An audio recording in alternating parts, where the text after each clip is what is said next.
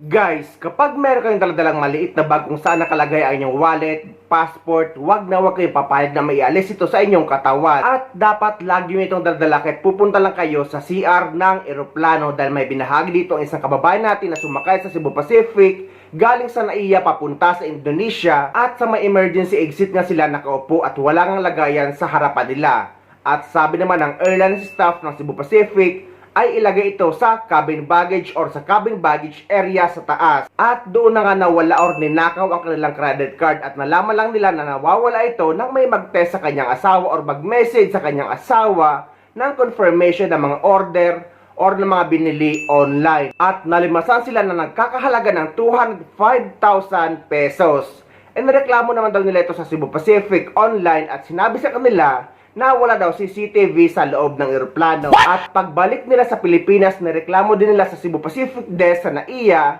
ay ganun din ang sinabi, wala daw CCTV sa loob ng eroplano. Sa mga nagtatanong po kung paano nakuha yung card namin, hindi din ko po alam at hindi ko po talaga masagot. Bali, nung time po na yon, ang dala lang po namin is laptop bag. Tapos itong bag ko na kili bag, na ang laman lang po is itong wallet ko na may card.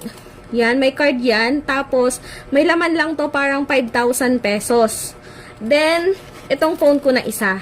Itong phone ko na to. So, ito lang po talaga ang tanging laman nitong bag ko na to na ipinalagay sa taas sa cabin head namin. Then, sa asawa ko naman po, ang laman lang, ang bag niya is ito lang. Itong body bag niya na to, na pinatanggal din sa katawan niya at ipinalagay din po sa itaas. So, ang laman lang po nun, nitong wallet, nitong bag niya na to is passport namin parehas. Then, itong wallet na to na may mga card. Yun po ang laman. So, kung yung tanong niyo po is paano nakuha, hindi din po namin alam dahil yung lahat po ng cards, yung aking alahas, itong passport, wala pong nawala. Ang nawala lang po, debit at credit card ng aking asawa at saka credit card ko po. Yun lang naman yung nawala sa amin. So, hindi mo talaga siya malalaman na nawawala kasi pagkuha mo dun sa taas, nandito yung wallet, nandito yung bag. Nandito yung bag, nandito yung wallet, nandito yung cellphone. Ganon din sa asawa ko, nandyan yung mga card niya, nandyan yung ano niya. Hindi yan mache-check namin agad kung may nawawala. So, napansin lang po namin na nawala siya is nung may nag-text na po sa asawa ko, bago pa po kami lumabas ng immigration. So, meaning, galing dito sa Pinas, doon lang namin natanggal sa katawan namin itong bag na to.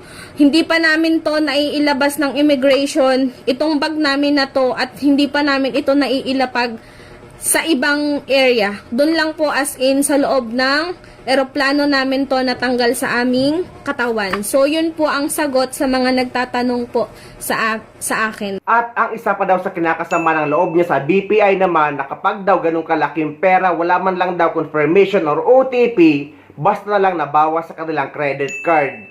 Kaya ako guys, ganyan din ang dating naging karanasan ko. May sumusubok na mag-hack sa aking BPI account. Kaya nilalak ko talaga ang aking mga bank cards dahil baka na monitor nila na malaki ang pumapasok sa aking bank account sa BPI. Kaya sinusubukan nilang i-hack. Kaya ang ginagawa ko buwan-buwan para makabayad ako sa mga bills ay transfer ko na lang sa aking GCash card. Pero ang mga cards sa aking mga bank account kung saan pumapasok ang mga social media na sahod ko ay nakalock. Tulad sa payo or advice ni kabayan na dapat nakalock ay inyong card or mga credit card just in case man mawala ito ay hindi magagamit ng iba sa online transaction.